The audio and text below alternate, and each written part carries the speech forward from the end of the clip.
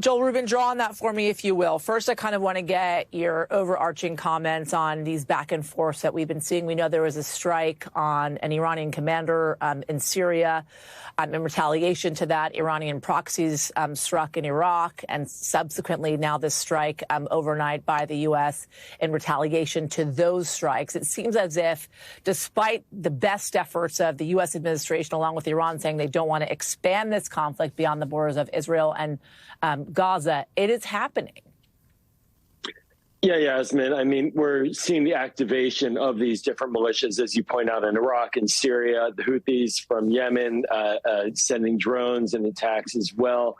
Iran is playing a dangerous game and provoking, trying to prod the United States, I believe, to reduce support for Israel and reduce support for Israel's war against Hamas. But, you know, there are options here as well. And one of the options is to engage Iran directly, to engage Iran through allies. We have many allies who talk to Iran on a daily basis, including Saudi Arabia and Qatar.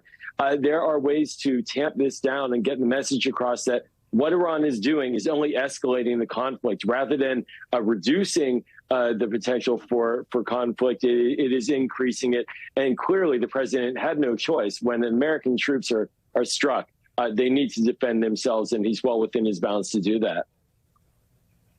You think, Joel, that Saudi has real influence over Iran and their ongoing actions? You think the Iranians and the Iranian administration listens to the Saudis? I mean, they're friends right now, but they're usually not. Right.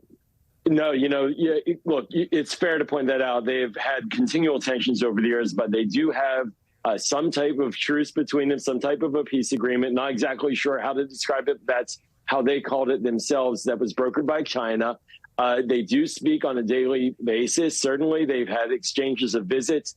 And Saudi can get the message across, as well as others, that what Iran is doing is poking the tiger, poking the bear, so to speak, and that not in anyone's interest, that it should be a constructive player at the table. But, you know, Iran has been backing Hezbollah and the Houthis and these other groups for a number of years, and they do see their interests challenged. But yes, without a doubt, we have our allies that can talk to Iran and say, this is harming across the board the region, these provocative actions, and certainly get that message across, because if they don't, we're only going to see additional escalation. And I think that that's something the Biden team has since the beginning said it does not want to see happen. And clearly it's seeing that Iran is poking and prodding and testing that resolve.